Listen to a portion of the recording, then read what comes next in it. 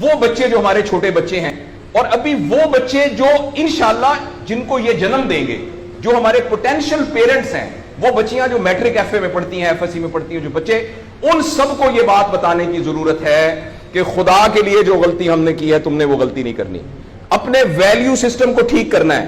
میں نے سر ایک سٹڈی کی, ابھی وہ جاری ہے, تقریباً 1800 بچوں سے میں نے پوچھا تم کس جیسا بننا چاہتے ہو, اور یہ 8 سال سے کم عمر کے بچے کے. آپ یقین کریں بچوں نے جو کہا وہ یہ کہا میں میسی کی طرح بننا چاہتا ہوں جو فٹ بالر ہے, کسی نے کہا میں عاطف اسلم کی طرح بننا چاہتا ہوں, کسی نے انڈیا کے اداروں کا نام لیا, کسی نے نہیں کہا میں ابو بکر کی طرح بننا چاہتا ہوں, کسی نے نہیں کہا میں حضرت علی کی طرح بننا چاہتا ہوں, کسی نے نہیں کہا میں قائد اعظم کی طرح بننا چاہتا ہوں, کسی نے نہیں کہا میں عبدالستار ریدی کی طرح بننا چاہتا ہوں. ایک بچی نے صرف کہا کہ میں حضرت فاطمہ کی طرح. میں نے اپنے یوٹیوب چینل پہ اس بچی کا انٹرویو لایا, چھوٹی سی بچی نے کہا, میں پارک میں پھر رہی تھی, میں نے کہا بیٹا تم کیا بننا چاہتی ہو, کہتی میں حضرت فاطمہ کی طرح بننا چاہتی ہوں. تو میرے دوستو, ہم نے اپنے بچوں کے رول ماڈل ہی غلط کر دیے ہیں.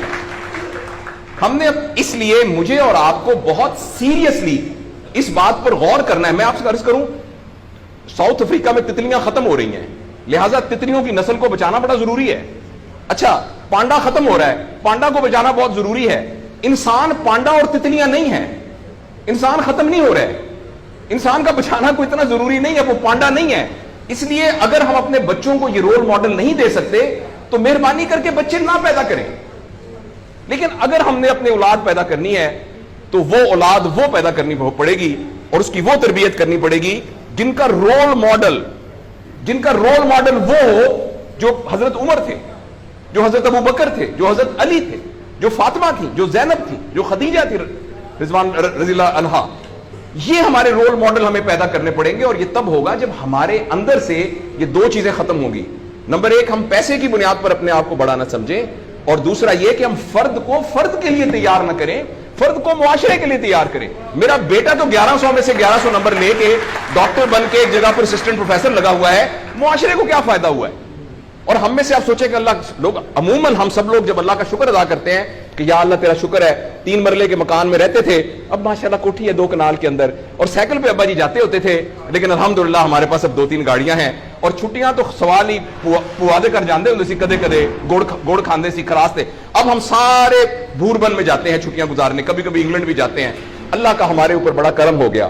اس غلط فہمی سے ہم اپنے آپ کو نکالیں. اللہ کا کرم یہ ہے کہ میری وجہ سے, جیسے انہوں نے ویڈیو دکھائی ہے کہ ہمارے یہاں کوئی بلڈ کا کچھ نہیں ہوتا تھا, شکر ہے میری وجہ سے یہ بلڈ والا کام شروع ہو گیا. میں ڈاکٹر ہوں, یہ والی سروس یہاں موجود نہیں تھی, اللہ کا شکر ہے کہ یہ والی سروس اب یہاں موجود ہو گئی ہے. اللہ کا شکر ہے یہ ہو رہا ہے. سروس اورینٹڈ جب تک ہم اپنے بچوں کو نہیں ڈیولپ کریں گے, اس وقت تک میں آپ کو بہت دکھ سے اعلان کرتا ہوں, بڑی ہی تکلیف کے ساتھ, میں بہت آپٹمسٹ آدمی ہوں, میں یونیورسٹیوں میں جاتا ہوں, کالج میں جاتا ہوں, بچوں سے بات کرتا ہوں, اگر ہم نے اگلے فوری طور پر اپنے بچوں کی تربیت پہ توجہ نہ دی, اگلے 10 سال میں ایک ایسی نسل آنے والی ہے جن کو چائلڈہڈ ڈپریشن ہوگی, جن کو سوئسائڈل تھاٹس آئیں گے, جن کی سیکسول ٹریننگ بہت بری ہوگی, اور جن کے اندر ریلیشن شپ پرابلمز ہوں گے. اور یہ ہونے والا ہے, ہماری آنکھوں کے سامنے ہونے والا ہے. اگر آپ کے ہاتھ میں ایک موبائل ہے, آپ ابھی اپنا موبائل کھول کے فیس بک کھولے, جو پہلی 1.5 منٹ کی ویڈیو آئے گی اس میں ایک نیم برہنہ عورت ناچ رہی ہوگی. اگر آپ کے 8 سال کے بچے کو آپ نے موبائل دیا ہوا ہے, میں آپ کو یقین دلاتا ہوں اس نے ننگی عورتوں کو ناچتا ہوا دیکھ لیا ہے, اور وہ سارے ایکٹ جن کو منہ سے بیان کرتے ہوئے ہمیں شرم آتی ہے, وہ آپ کے 8 سال کا بیٹا اور 8 سال کی بیٹی دیکھ چکی ہے.